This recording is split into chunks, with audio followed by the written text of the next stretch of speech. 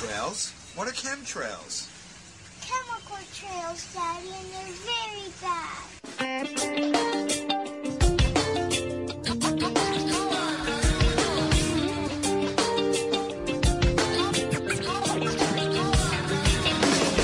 I look up to the sky. Can you tell me why? Can you tell me why? I don't wanna see you.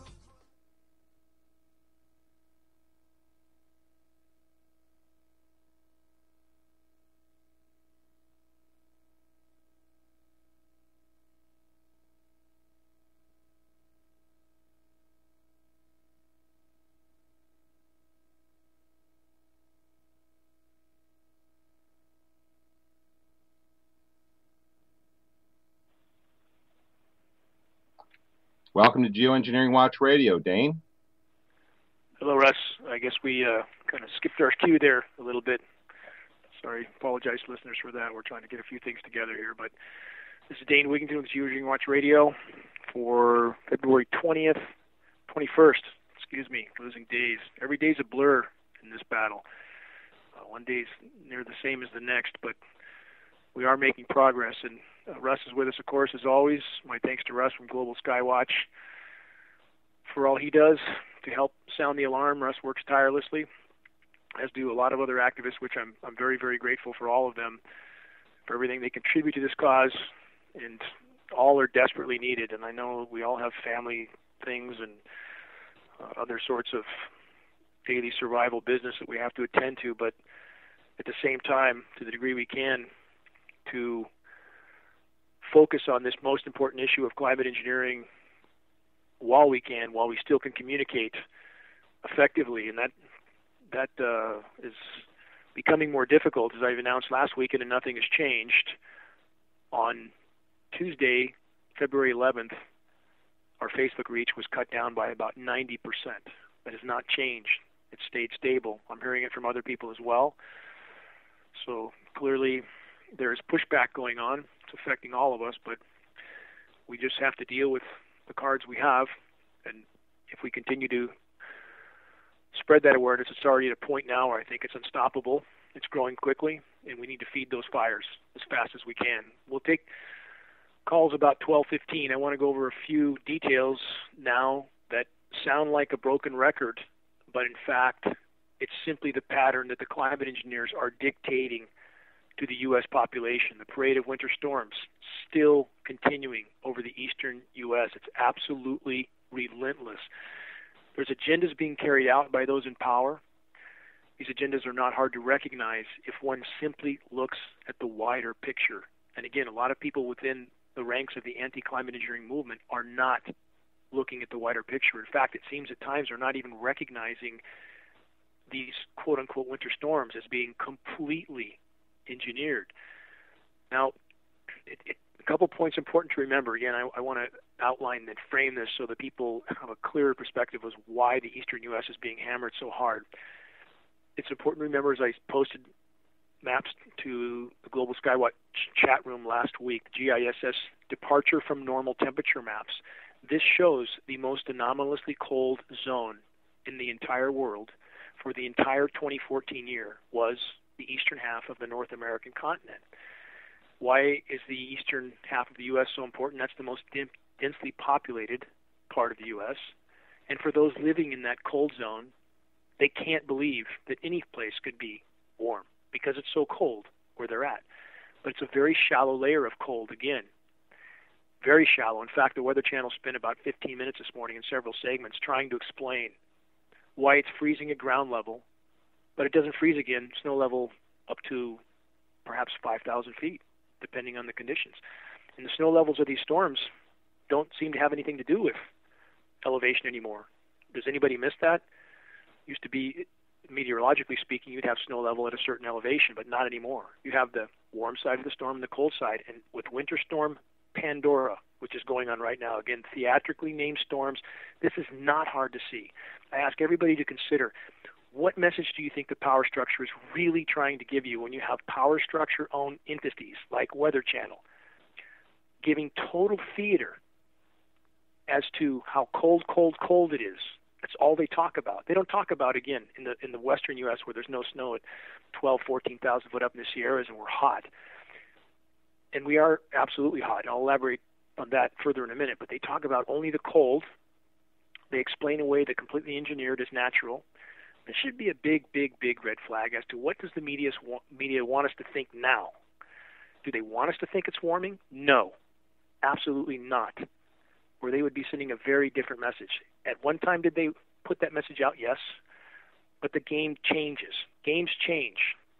And the way people play the game changes. The power structure is always changing.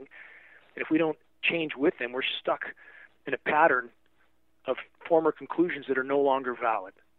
So the bottom line is Winter Storm Pandora right now, to be followed by Winter Storm Quantum, to be followed by Winter Storm Remus. It's a joke. They want to go through the whole alphabet. So they engineered storm after storm with moisture right out of the Gulf of Mexico because they need a lot of moisture. In fact, some record warm Atlantic Ocean temperatures right off the coast of where all this snow is falling. What's wrong with that picture? They need the moisture. The moisture, as it's pumped into the atmosphere, they nucleate it as it's pushed inland. They manipulate the jet stream at will, it appears now. So, again, it's important to remember these storms are engineered. Look at the wider picture. The eastern half of the U.S. lower 48 is 1/2 of 1% of the globe's surface area. That's 1/200th of the globe's surface area. That's not the whole world. It's being heavily engineered. It's imperative that people remember that. So how hot is it? I just came back from an arduous 2-day trek into trailless wilderness. I go on these treks by myself so I can cover a lot of ground and see as much forest as I can to see how bad the die-off is. And it's not just not cold in the forest, it's warm. It's very warm. In fact, I was down to a T-shirt and with the pack I was carrying, it was hot. And even higher up on the elevation, as I went up to about a 3,500-foot peak that would normally this time of year have snow somewhere on it, T-shirt weather. I sat on that mountain to watch the spraying into the evening hours, full grid pattern all day long, and I watched into the well after dark hours, still wearing a light shirt in an area that, again, should have snow and should have been perhaps 35 degrees colder. And, of course, going into night. And how many people take note of this? What kind of society do we live in where people don't take note of the difference between the day and the night skies? What's most common here at night, after dark, the spraying stops. Why? Because in general, it's not an absolute, but in general, they will back off on the spraying to let some of the radiant heat escape. So at night, for anybody who takes the time to look, under many circumstances, the spraying will stop. None of the jets leave trails behind them, and this is typical in Northern California, except if they're trying to create high-pressure zones, in which case they will spray at night. They seem to try to increase the heat, which increases the strength of the high pressure, which increases the clockwise rotation, which helps spin the jet stream up to Alaska, back down to the lower 48, the eastern half of the U.S., picks up moisture from the Gulf Coast, and there we have our parade of winter snowstorms. So this pattern has been extremely typical. I was asked by Corey Gunnels, who does a lot for our cause, by the way. I'm very grateful for Corey and Wanda and a lot of other people who are helping with everything they have in this battle, and all the other activists that I can't name right now, but I appreciate all of them. But I was asked by Corey to talk about why is the heat building up in the Pacific Ocean. It's not just building up in the Pacific. Oceans are at all-time record warm temperatures. That's important to remember. Media doesn't talk much about that. The land temperatures mean nothing compared to the ocean temperatures. Again, a cubic meter of seawater contains 4,000 times the thermal energy of a cubic meter of air. The ocean temperatures are all that matters, and they are cataclysmically high right now. Some places in Slavobod, in the Arctic Circle, have seen sea temperatures 34 degrees above normal. I've commented before on the show that in January of this year, I and my children were actually able to get in the water while I was observing marine life die-off on about the Oregon coast, Northern California, near the Oregon border. We were able to get in the water without wetsuits in a place where normally you need wetsuits any time of the year. Marine life is all dying off. The water's that warm. Sea turtles caught off the coast of Oregon, tuna off the coast of Alaska. And now, why has the Pacific warmed so radically? Because it appears that the climate engineers have tried successfully, from their point of view, I suppose, to stop El Nino from happening. 2014 was the only record warm year that has not been accompanied by an El Nino. So for an all-time record-breaking year, this has not happened before. And by suppressing El Nino, they keep the heat bottled up in the oceans. And when they put this, quote, ridiculously resilient ridge over California, it pushes the trade winds back. It bottles that heat up in the Pacific. It does not allow the oceans to release that heat, which would further skew global temperatures, which would shatter records even more, which would make it harder for them to hide the full degree of damage that's already been done to our planet. So they simply hide it by doing even more damage. You can't stop the planet from responding to the damage done and expect good results.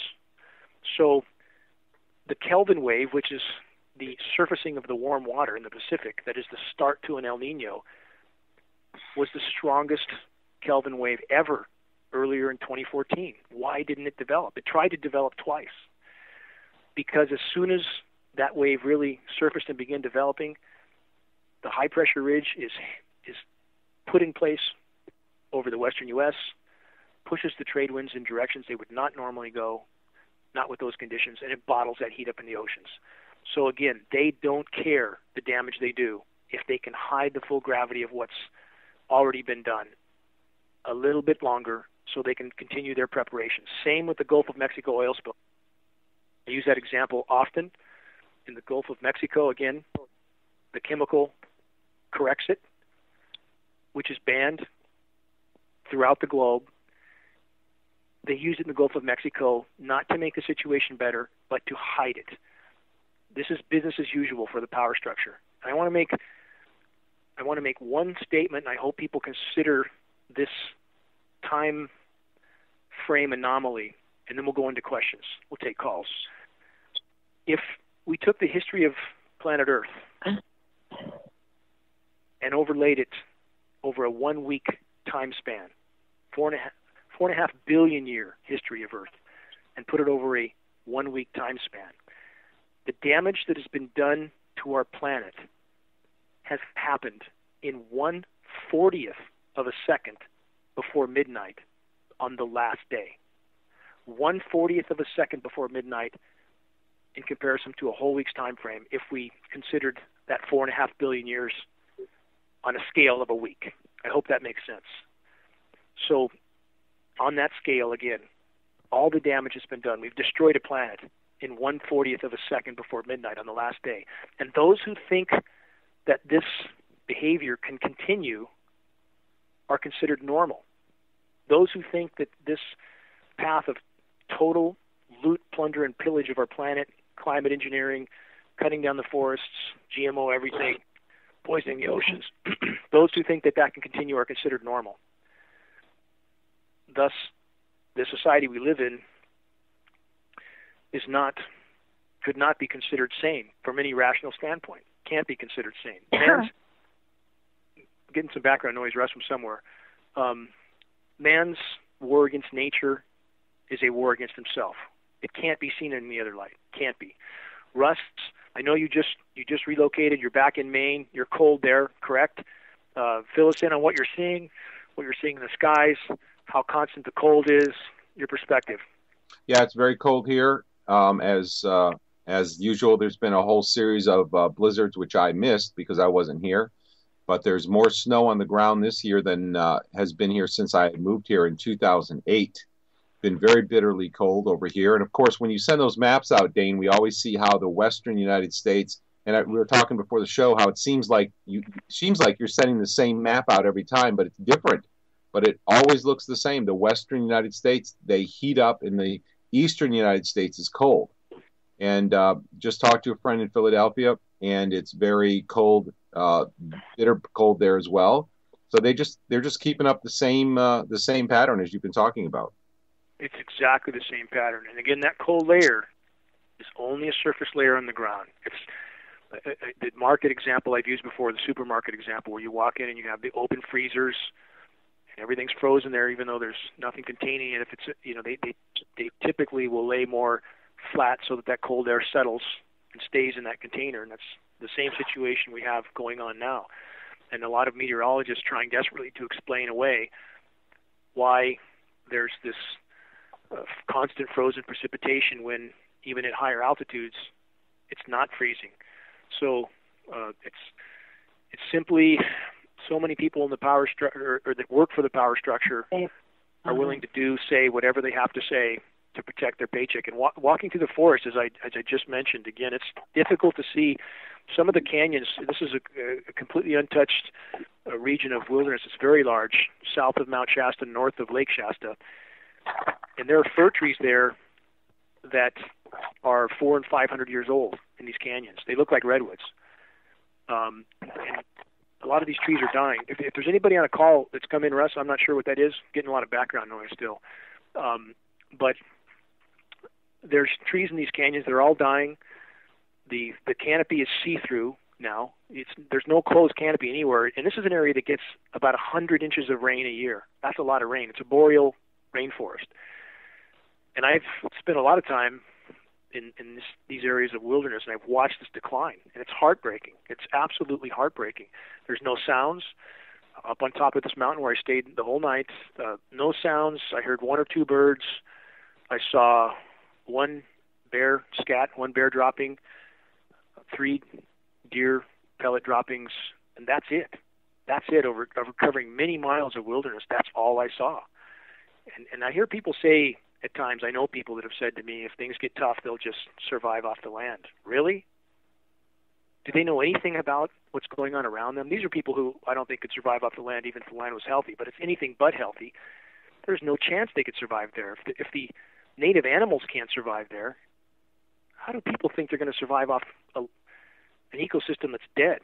And it's dying by the day. It looked terrible there. So anyway, sorry to rant, but it's hard to see a forest that was absolutely exploding with life 10 years ago that now is silent with 300, 400, 500-year-old trees flashing out dead all over. It's hard to watch. And you look up through the canopy that's now no longer closed, and you see lines going down above you everywhere, every day. So anyway, Russ, your trees out there not faring so well either, are they? No, not really. I mean, everywhere you go, you're seeing, we're seeing trees dying at an unusual rate. A lot of the evergreen trees, we talked about this before, seem to be having a lot of problems. And I get reports from this all over the world, especially where spraying is visibly high, visibly intense.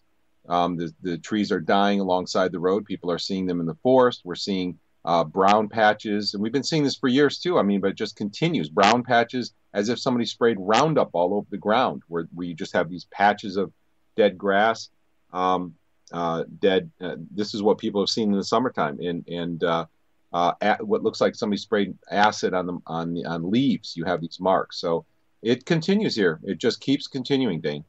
On that note, we're working on a video now that will document the trees in Northern California that are fully foliated with last year's dead leaves that all turn dead after specific rains in the fall. We've talked about this before, and I absolutely believe that that's a part of the program in the fall to create the illusion of a change of season in a zone that has not had cold temperatures, not triggered the abscission hormone from the trees to drop their leaves. But we also have trees that were not exposed to so much of this moisture, sycamore trees that are still foliated with green leaves from 2014. Their leaves never turned, they never died, and they never fell off. And this will all be documented soon, so we know we have huge problems going on. But the bottom line is this. If the trees die, we die, period. The insects die, we die. The ocean dies, we die. Now we start stacking all those things together. It's a bad path we're on, so we have to change directions immediately. And again, this is where all of us come into play, everybody working toward a common goal of spreading awareness, and it is spreading rapidly, or they would not be hammering us on reducing our reach, our site counts. The power structure is pushing back, but those inside the power structure who I'm sure listen, monitor, and as part of the course of their job are realizing, and they will continue to realize, that they are on the ship that they are helping to sink. So we need to continue this sort of active posting on sites and blogs and with groups and organizations to give them the heads up on what's going on and how dire the situation is. We all need to help spread that word. Russ, can you give the phone number? Absolutely. For those who want to call in, please call this number, and we'll be happy to talk to you, and you can ask your questions as well. The number is 718-717-8296. That's 718-717-8296. We do have callers waiting. Dane, are you ready? Ready to go. Caller with your number that ends in 09. Who are we speaking with? Caller with your number that ends in 09. Hello? Hi. Oh, they just got disconnected. I don't know if they hit the wrong button or something. So let's move on. Caller with your number that ends in 50. Who are we speaking with? Oh. Hello. Hi, you're on. Who is this? Alan David. Hi, Alan. I'm trying to get some, records and docs together. I'm preparing some legal stuff. And I just wanted to ask Dane, I know you've done a lot of research. I've checked out your site, some of the documents and stuff on there. Is there any government records or documents that you think that for this effort, as far as the research end of it, to fully expose it, and also I'm doing it for file legal action, but can you think of anything that still has to be obtained as far as government records, documents, to complete the evidentiary picture in this? That's anyone a big else question. There would be a lot that we could put into that blank. I mean, there's certainly many aspects that we don't know, we can't know, but I would argue we have enough data right now to conclusively prove this to anybody who's willing to come to a rational, objective conclusion. So, we all need to keep looking for that. And I encourage you to to keep us posted of what you're doing, and any legal action you take. The notoriety that might gain is most helpful to us, because right now we perhaps would not have time to follow a legal suit all the way through, but simply filing it and raising the notice of that could gain enough attention to the issue that would help the cause. But again, we can, there's a lot of documents out there. I hope all people continue to data mine, try to turn those up. One such document, if people Google 1966 government document GeoEngineering, that's one I found in the NASA archives that seemed to pop up. Maybe somebody put it there intentionally for me to find, for us, someone to find. So, that's the kind of document we need to find more of. So anyway, I hope you continue to look for those docs. Again, that's a big question, a subject we can't cover here in full, but there's certainly a lot more data out there than we found, and perhaps people on the inside will start to leak some of that data out. So we all need to keep looking. Thank you. Appreciate your efforts in that. Keep us posted. All right. I will. Good. Very good. Thank you for your call, Alan. All right, caller with your number that ends in 09, you're back with us. Are you there? Yes, hi, can you hear me? Yep, we can still good. hear you. I got disconnected a moment ago. But anyway, I don't really have that much of a question, but I just came back I live in Tucson, Arizona, and I just came back from... Who are we speaking Oh, my name is Bija. This is Bija. Hi, Bija. Thanks for calling. Hi. Yeah, I go out every Saturday morning and I hand out flyers and cards, and I'm just amazed at how little people are really interested. Like they don't want to engage in a conversation unless it's to tell you that you're crazy or that it's not happening, and they've researched it, and it's just salt water that they're spraying into the air, and it gets really frustrating. But I just wanted to say that they're saying it's supposed to be 74 degrees today in Tucson, and it's already 80 by my thermometers, by my calculations. Bija, go ahead. Finish, and I'll elaborate. Go ahead. I was just going to say, and everybody is just out as if it's life as usual, sitting at the cafes and at their soccer games. And my car is just plastered with signs, and, people just look at me like I'm a crazy person. I keep on going, but I'm just wondering, when is anybody going to wake up, and when are people going to make the moral decision to stand up for what's right? It's the most difficult in the period closest to that pendulum swing in the opposite direction, and that's the point we're at right now. And I think the pendulum is starting to swing in our direction. And those who look at you and roll their eyes won't for long. They won't for long. Again, that's what's so unique about this issue and this particular time frame. You can't hide this much longer. This is not like 9/11, which is astounding that people can watch a building fall in 7 seconds, building 7, and be told that couches and chairs are burning in the first floor, and they can buy this. And because that's not affecting them every day, they resolve it and they move on. But that's not the case with climate engineering. You can't sweep that lump under the rug and have it stay there. It's growing every day. It's becoming more impossible to hide every day. So I salute your tenacity with continuing on. And with those who don't want to listen, just plant the seed and move on. And on that note, in fact, we're working on, Doug Diamond is working on this, the cards. We're going to have some GeoEngineering Watch business cards again that I'll try to distribute as far and wide as I can, but we'll also post the downloadable data for those cards to be made elsewhere. And if you go to the right printing place, you can make those cards for $0.01 a piece. This is two-sided, color, glossy. I mean, they'll be a very good tool to just hand out, and so people can download them, make them wherever they're at. If you get the right printer, again, they're about $0.01 a piece, and that's a good way to plant seeds and move on. On the temperatures, you brought up a really, really good point, Bija, and this is, I had a friend with a Union of Concerned Scientists who measured in his region the discrepancy between the, quote, official reading for the day and the actual reading, about a 4.6 degree under-reporting. That's in the range of what you're talking about now. What does that mean? It means the planet's already a hell of a lot warmer than we're being told, a lot warmer. And again, we see that here. I mean, we are absolutely balmy here in the middle of winter. You can't stand in the sun. And the temperatures, even in the canyons that were typically frozen for 3-4 months in the winter, I mean, it's T-shirt weather. So, again, this is unfolding very rapidly. Shake the dust off your sandals and move on. When someone doesn't want to listen, just plant the seed and move on. And if we're all doing this, when people are forced to wake up, which I would argue is very, very soon, then they'll at least have the dots they need to connect to figure out what happened. So I salute what you're doing, and I hope others do the same. We need that. Well, thank you. And I also want to say that I make these things myself. You know, I put a big banner on the side of my car, and in my rear window, it just says, go to geoengineeringwatch.org. And sometimes when I'm in traffic, I'll see people, they'll look over, and occasionally I'll see somebody writing something down, and I think, okay, I reached a person, or, they're at least going to make an effort to go see what this is all about. But I even make my own cards because I take your flyer, which I ordered your flyer, and, since I'm on a limited income, so I just take the quote about, when good men do nothing, and then I add other information to it, and I make something that's a little bit bigger than a card, and I go plaster windshields with that too. So, there's so much people can do even on their own, if they don't have very much income to order flyers or cards or anything. But you're right. You can get thousands of cards for very cheap too. You bring up two good points. Again, I hope people remember this also. You said when you wake somebody up, you feel the gratification from that. And that's an important thing for activists to remember, because I know it can be very challenging to continue marching this trench with the kind of opposition that we all get.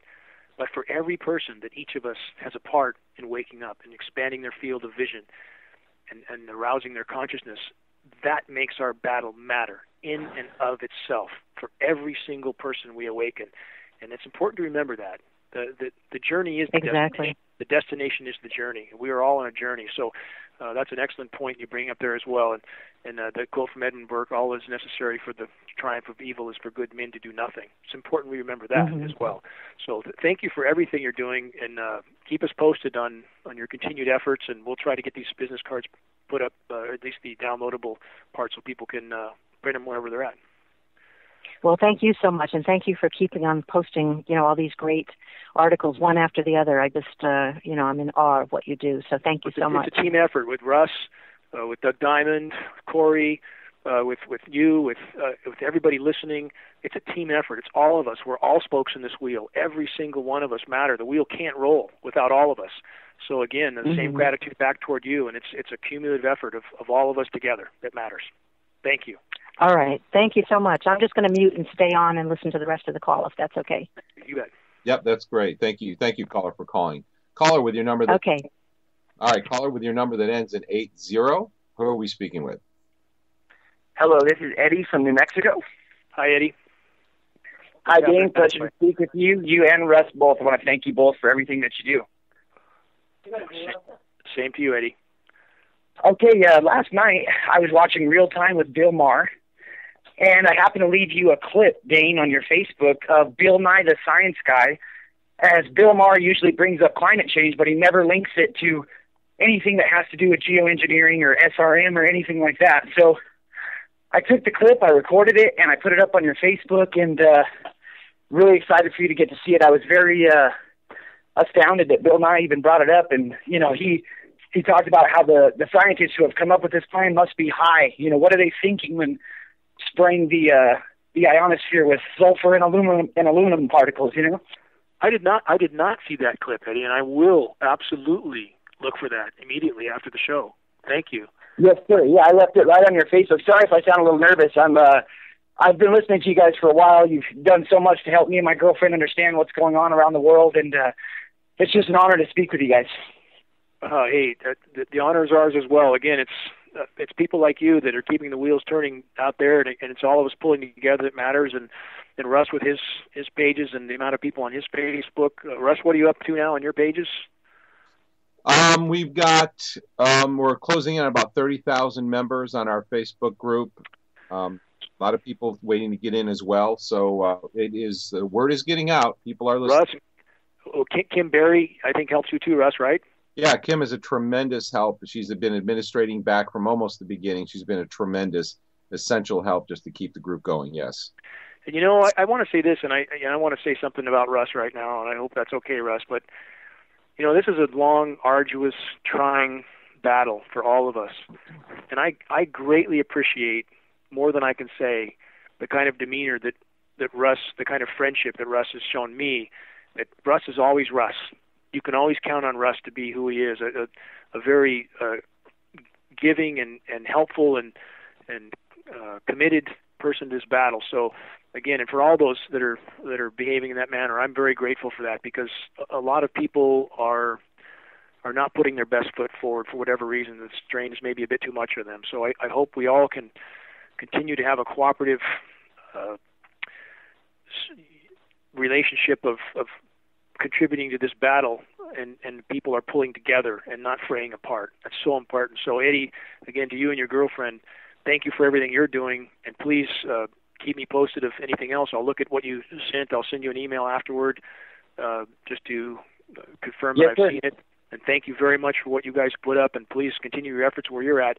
It's all of us starting spot fires in every individual location. That's what they can't put out. If we're all putting small holes in the dam, power structure only has so many fingers and toes. They can't plug them all. They can't put all the fires out. If we litter the landscape with spot fires that merge into a giant blaze, and I've used that example before, that's what they can't put out, and that's where all of us matter in this battle. Thank you, Eddie. Absolutely, sir. You guys have a great day, and thanks for everything you do. You too, Migo. Thank you. Thank you, Eddie. Thank you.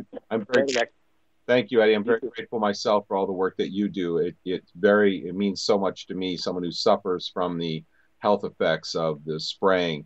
Caller with your number. Every day, sir. Every day I try to talk about it and let people know what's going on in the skies. I mean, we can see it with our own eyes. It's not like you have to get on YouTube and see a video about it. It's happening in your area, in our skies, and we're all breathing it in and living it. So if we don't talk about it and try to raise awareness, who will, you know?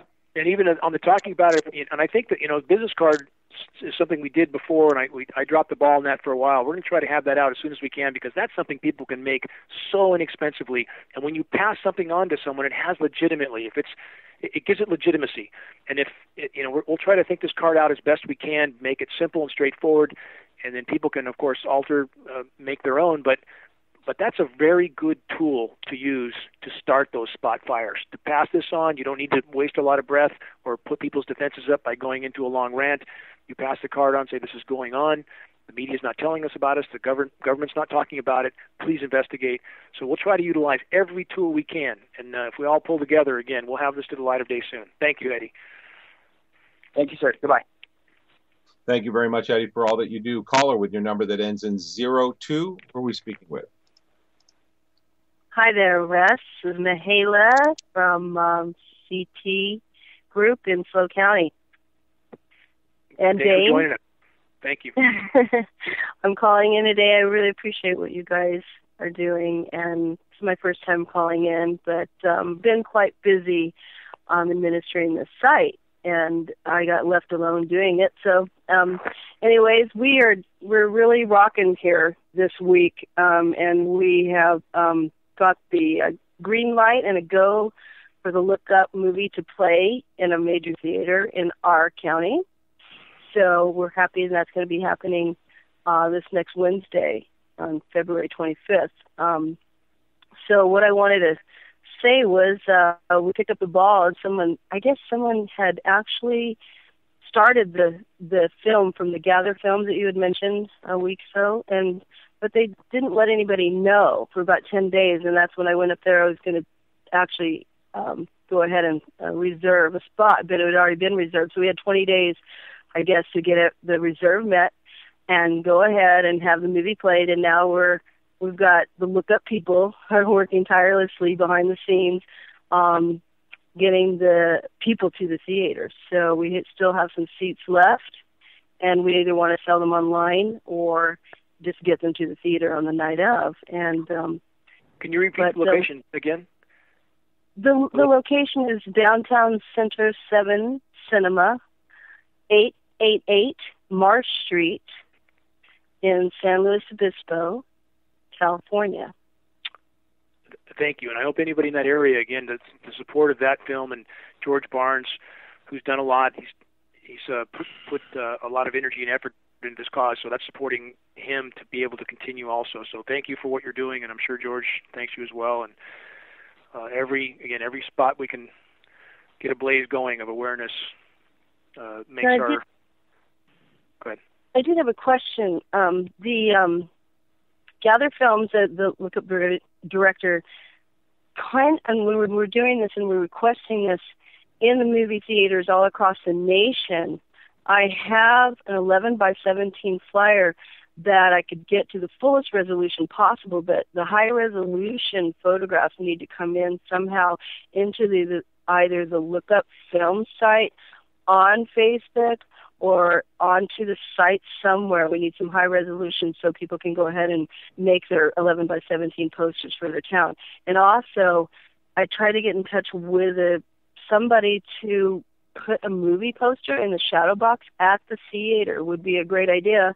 We did something, just as a mock-up, basically right there, but it would look fantastic with a 24 by 36 movie I think George poster. has that. You should reach out to George. If you don't have any way of reaching him, I don't know how to do that, but okay. If you can, Russ, if you can keep her phone number, and I'll ring back after and give her contact directly with George. I'll definitely help you do that. Yeah, okay? Absolutely. The best way to handle it, just go ahead and email me, russ@globalskywatch.com, and okay. I will get the information you need to you. Okay. Yeah, that sounds great. And I do have a question about this moisture and it's kind of been a mix of this huge whiteout on the California coastline, entire coast. It seems to be happening once a month, and now we're into that again. And we do hear planes fly above the cloud cover when that's happening. And then when that cloud cover kind of goes away, because I'm right next to the coast, it's just a mess. It's a total mess. And every morning I just wake up to it, and it's early in the morning, and then by the time it dissipates in about 3 hours, there's nothing, but you can't see the mountains. So it's pure haze, but nobody notices. So if anyone wanted to notice anything, they're going to have to get up early, like 6:37, to actually see the lines being laid down, and all the black mess that's in the sky is still there. And then there's something right off the coast, in the central coast, where we are in San Luis Obispo County. It seems to be coming from a central point, and that's the start of it. And so I have a question about that. And then that cloud cover. Better keep it down to. I don't want to get too many questions. I'll get behind you, but okay. Keep in mind on the Pacific, as we talked about earlier, the warmth that's building up because they're keeping this high pressure dome locked over the west. That's part of how they cool the east. Alaska is baking right now. I mean, you have such a temperature discrepancy. It's the media doesn't talk about that, but in the course of that, we see the spraying off the coast almost constantly on satellite imagery. So they're shading the oceans, but at the same time they're keeping the oceans from releasing that heat. So it's simply a weather whack-a-mole, if you will, where everything they do to hamper the system causes a chain reaction. They try to react to that. It's the epitome of human insanity to think they could intervene into these systems and not disrupt all of Earth's life support. But again, the SRM going on over the oceans is constant, based on the satellite imagery. You might not see it from the shore all the time, but we see it. And again, this is what's not allowing the oceans, the Pacific, to release that heat. It's not allowing the El Nino to start. It's been trying to really release that heat since 2007, but they have simply got the lid on it, and that can only lead to bad results. So again, every aspect of the climate system is being hampered right now. So we all see the same spray you see, and if we can continue to share credible data with people, that's simply our only course of action. I'm grateful for what you've done to try to get the film going, and that's the kind of effort that we all need to engage in. So I'll try to, if you keep the contact, with Russ, I'll try to get that contact for George Barnes back to you after. Russ, I'm sorry, you were saying something? Yeah, just email me at russ@globalskywatch.com, and then I'll get you the information you need. But also, Corey from the chat room is asking if you'll repeat the group that you're a member of or that you're administering. What group is it? Yeah, it's the group Chemtrail Info of SLO County. It was originally started by Bob Banner, who's actually sent out over 4,000 emails on this as well. And then we've got 1,000 invites on the event page that's on Facebook. It's called Chemtrail Info of SLO County. Okay. The more you can, that's a tremendous effort you guys have put out. And the more you can even post a model of what you did, try to share it with others. Obviously, you guys have been successful. We need as many people as we can to mimic what you've done. So please post that on Facebook pages, wherever you can, so people see the effort you put out and understand how you did what you did. Absolutely. Yeah, we thank you so much. We really feel like we're in a hot spot here, so we want to keep our paradise a paradise, basically. How do you spell the name of your county? San Luis Obispo, SanLuisobispo, San Luis Obispo County, near Morro Bay, you know. Okay. And California coast. Thank you. Yep. Thank you very much for the efforts, and I'll connect. It's a mini paradise. You guys got to come down here and visit sometime. I hope we can, and I'll get that data to you right after the show. Thanks for all you've done. Okay. Thank you guys so much. Thank you. Thank you for your work. It's very, very greatly appreciated. All right. Thank you. All right. Take care. Bye-bye. Have a good afternoon. I'll email you. Thanks, Russ. All right. Got it. Keep up the great work. Caller with your number that ends in 05. Who are we speaking with? Yeah. Hello, this is Rick in Los Angeles. Hi, Rick. Hello, Dane, and hello, Russ. Thank you for the show. I want to make a couple comments. And this regards health and well-being and my experience within this mess. I know personally most of my well-being has to do with the electromagnetic frequencies that are being used to create all this. And I'll give you an example. Yesterday, the sky was loaded, and I'm already electromagnetic hypersensitive, and it goes right through the roof. All the symptoms go right through the ceiling. And if I may pass something on to you guys, it was back in 2004, and I had, of course, already for 3 years I've been watching the sky, and Carnicom's work was coming out, and Dane, I don't think maybe you were just getting underway at that time. I can't recall. But the main point is I was suffering electromagnetic hypersensitivity. I passed out on Carnicom's tapes. I passed out about, I was just diving into research, but Carnicom did some great work. And I passed out about 3,000 of his tapes, aerosol crimes. And I remember he made a big point of this thing is about building a plasma sheath around the world and maintaining it. But the thing that, from the health point of view, which might be of help to others too, is that I was suffering these symptoms, and there was one day in the fall of 2004 where the sky literally was untouched by any of this particulate. We had a 3-day span where there was it was crystal clear virgin air like it usually was in Southern California. My symptoms, instantly stopped. Well, this is a good point for everybody to remember that we can do what we can to mitigate as much as we can while we're fighting this battle, but we have to stop the source. We have to. If we're constantly exposed to this, eventually our bodies will break down no matter what we do. So again, that's where focusing yeah, on. and I'm not downplaying, the internal effects of barium and aluminum, whatever, and what have you. Certainly, those have direct effects. But at least from my experience, the immediate feeling of illness is electromagnetically induced. Again, it's all cumulative.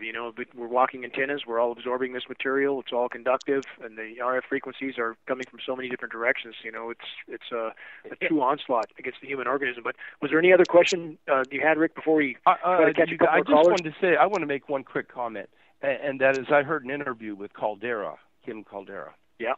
And he's talking, and it was only about a minute and a half, and of course, should we do geoengineering? And he said. And the language of this was absolutely blew my mind. And he said it would be the moral thing to do. But what he said after that, he said, because we would be able to give mankind one more decade, or maybe 2 or 3 decades of productivity. Ken Caldera is the lowest form of human. He's the lowest form of human being, in my opinion. I've met him face to face. And when we have Ken Caldera on tape, which I posted on GeoEngineering Watch from a radio announcer friend of mine who taped Ken in an interview, Caldera saying when he was at Lawrence Livermore Laboratories, they would sit around discussing ways to cause tsunamis. I heard that, yes. Okay, yeah. So for the listeners that haven't, ways to cause tsunamis, which we've seen plenty of those around the world lately, haven't we? And also ways to poison populations by seeding the clouds with pathogens. That's what Ken Caldera is. And if we can bring this to light, people like Ken Caldera should and hopefully will be put on trial in Nuremberg-style settings for their part in these crimes of ecocide on the planet. So, yeah, that's the kind of people Ken Caldera and David Keith are. So thanks for bringing that up, and thanks for pointing out what and you have. And one final comment, Russ, I'm going to email you at your email address. Yes. Russ at globalskywatch.com. Okay. Yes, please share with me any information you have. I'm always interested in the health aspect of this, so thank you for sharing that. Okay, thank you, Russ and Dane. Take care. Have a great day. You bet. Thank you, Rick. Very kind of you to share that. I really appreciate that. Caller with your phone number that ends in 62. Who are we speaking with? Hey, guys. This is Ty from East Texas. Hey, Ty. How are you? Yeah, I'm good. What's going on down your way? Just same thing, like the pictures I sent you before, the dead trees. I mean, the trees are just dying. Some of them are just barely clinging on to life. They've gotten the fungus all over the bark, and the trees that are in my yard, the ones that have fallen over, you can see that the inside has just been hollowed out and just torn up with fungus. It's like a tree graveyard all over the place. But I'm sure y'all see the same thing in California. On that note, just to elaborate on that again, a couple figures people might remember: we're losing 200 species a day of plant and animal, and 70 to 80% of that is fungally related. So when you kill all the beneficial microorganisms, fungal infections ensue. Same with the human body, and we're seeing that throughout the forest here too, Ty. And people from a distance might be hard to see. If you saw somebody standing a block away, you might not be able to tell if he's sick or healthy. When you get close, you look at the trees, you see they're very unhealthy. They're barely hanging on. Some of our largest, oldest, most profound specimens here in the forest are dying, as you just stated.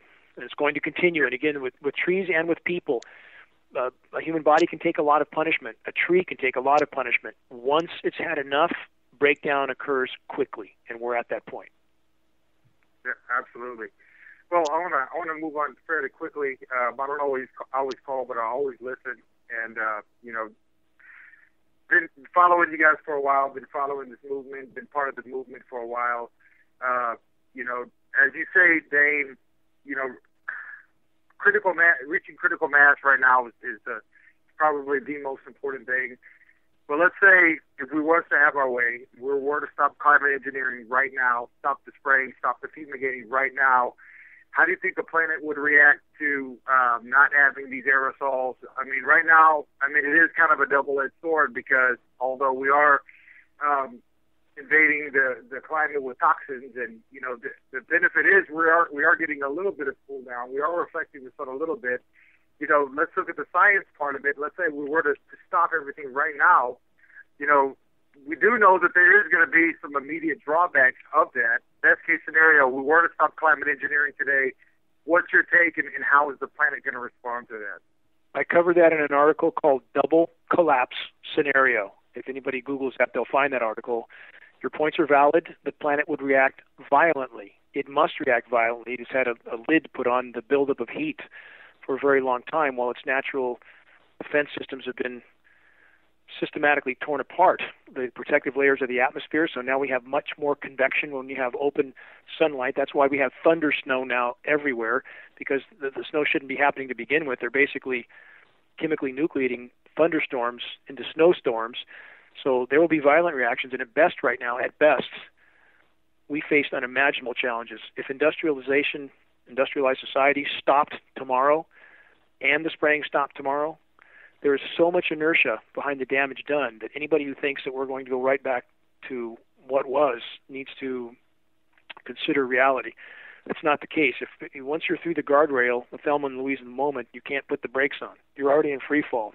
So that being said, to stop the climate engineering, just simply to expose the climate engineering. Let's bring it back to the simplest element, Ty. To simply expose climate engineering would start the dominoes falling. It would unite populations around the globe in a common cause. That would be a catalyzing fight that the power structure knows will overturn our paradigm. If we could simply expose this issue, the rest will happen. We just have to expose it. And as it happens, our realities will change. The power structure will become ever more dangerous. They're more dangerous right now than they've ever been because they're backed into a corner. But that is simply the biggest leap in the right direction we can take, no matter what challenges we face. If we know we can take a quantum leap in the right direction, and we know exposing climate engineering, which will lead to stopping it, is that leap, we must focus on that common goal. So again, I wish I could say that things will go back to normal. We will never know the planet we've known. It's simply mathematically, it's an impossibility short of some sort of intervention that we can't know about. At face value, the planet we've known in any time frame that matters is done. But could the planet still support life? There's only one way to find out, and stopping climate engineering is the greatest leap we can take in that direction. I hope that answers your question, Ty. Yeah, it does. And I just pulled up your article, Double Catastrophe Scenario. I'm going to have a read on that. It's called double collapse scenario. It should be double collapse scenario. Okay, well, I've got double catastrophe scenario. I think someone might have retitled that. I think the scientific term for what you describe is double collapse scenario, and I think it should come up. But people can Google either one. They'll find it. Well, it's coming up on your website, and it has the Earth with change around it. Okay, that's it then. I might have had it wrong, but people can find it from that title, and they can. Yeah, you're right, Ty. You're right. I'm sorry. It is double catastrophe scenario. So anyway, that is the title of that article. It's been a while since I pinned that one. But anyway, that'll give people an idea of what we face. But the bottom line is, again, none of us should be in this for any kind of guaranteed results. We should do the right thing because it's the right thing to do, period. That's our moral responsibility.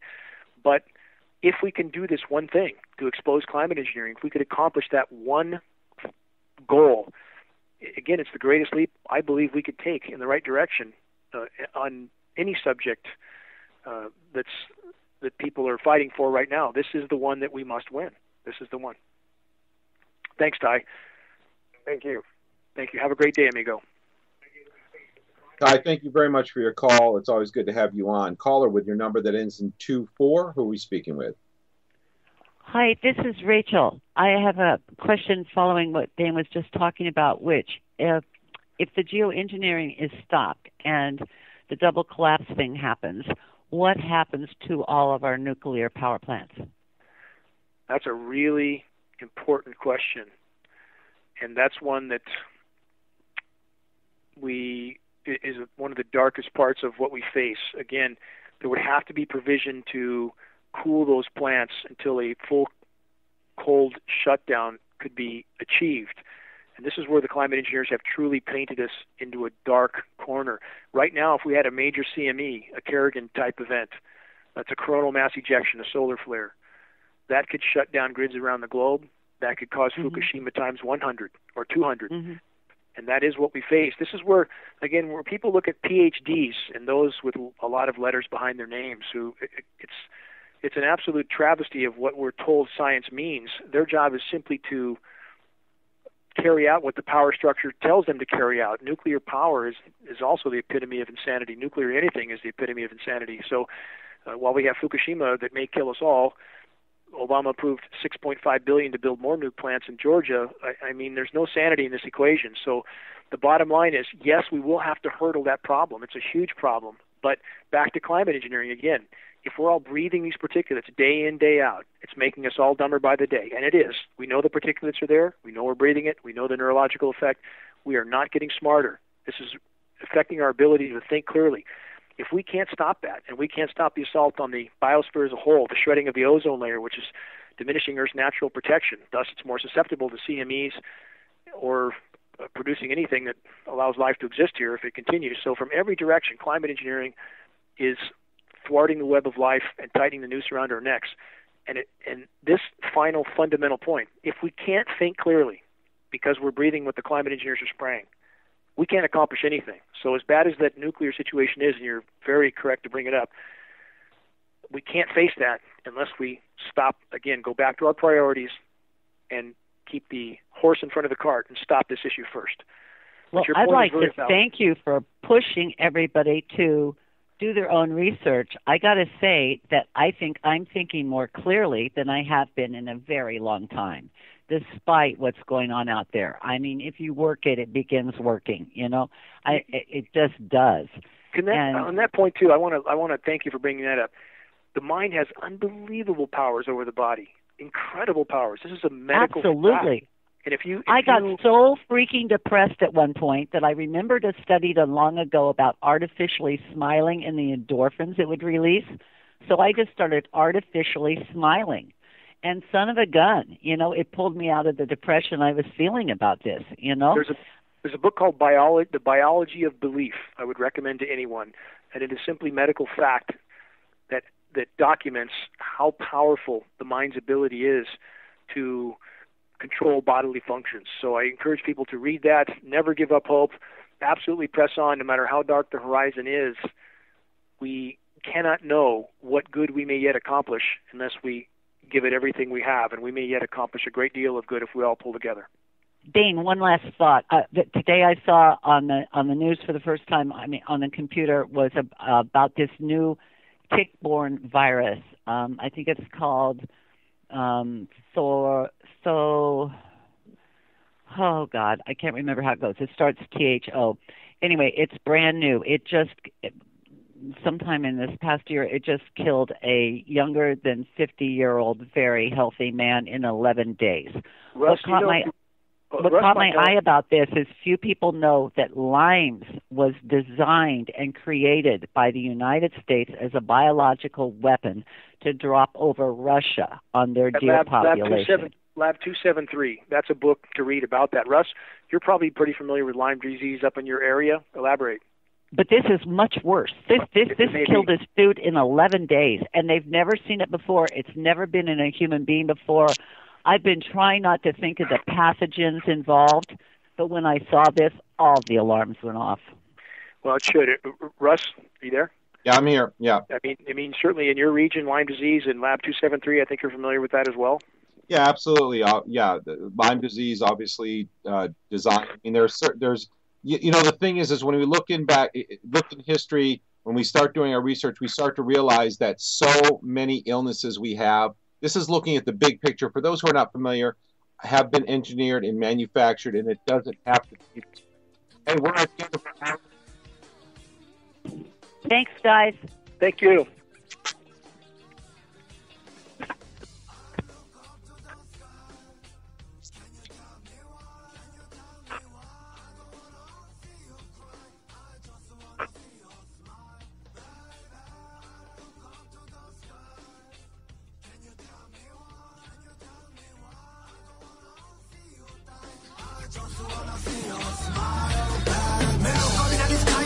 Can't see clear. Blue skies are gold and white.